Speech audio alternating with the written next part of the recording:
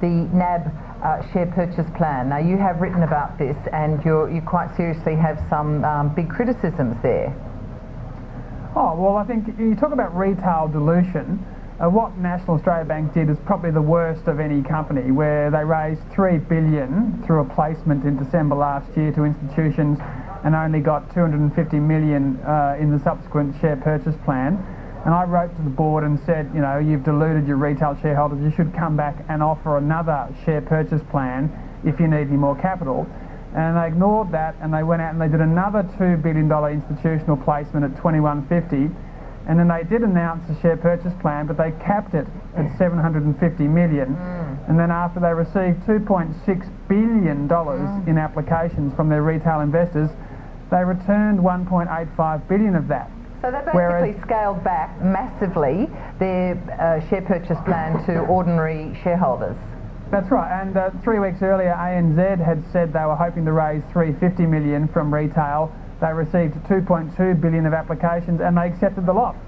So ANZ is a rare example where institutions actually got diluted in a minor way, because institutions gave them $2 billion and retail gave them $2.2 billion when the share register was 60-40 in favour of institutions at the start of the process. With NAB, the register was similar, 60-40 in favour of institutions, yet in the $6 billion they've raised over the last 10 months, only $1 billion has come from retail. Right. And the institutions tonight, or at the moment, are enjoying paper profits of $1.8 billion, several $100 million of which has come from the rejected and spurned retail shareholders who own 40% of the National Australia Bank. All right, so those retail shareholders have been dudded and they haven't been able to share those profits?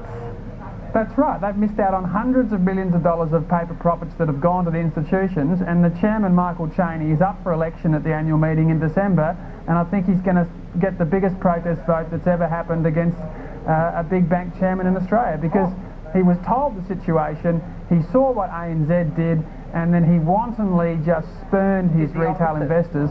And the question there is, if he's going to shaft the retail investors over that, what else would he do? I mean, it's time to actually the retail shareholders to take a really strong stand on this, because they're just getting shafted. Right. Okay, Stephen, do we understand even what their rationalisation is for why they are doing more placements to the institutions and leaving the retail shareholders behind?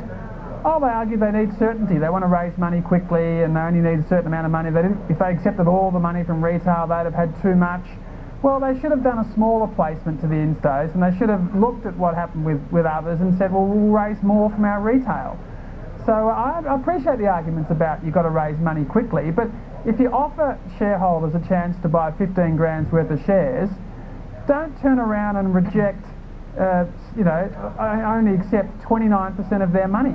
Yeah. I mean, you've offered them a chance to buy 15 grand, accept their money, and then just manage your balance sheet based on that, as ANZ did, as Macquarie did when they got 600 million, as Commonwealth Bank did when they got more than they expected. I mean, there's never been a bank in Australia that has scaled back a share purchase plan before, until NAB comes along and says, we don't want you 1.85 billion. And that was what caused major dilution. And that was the policy decision they took, which has shafted retail investors to the tune of several $100 million.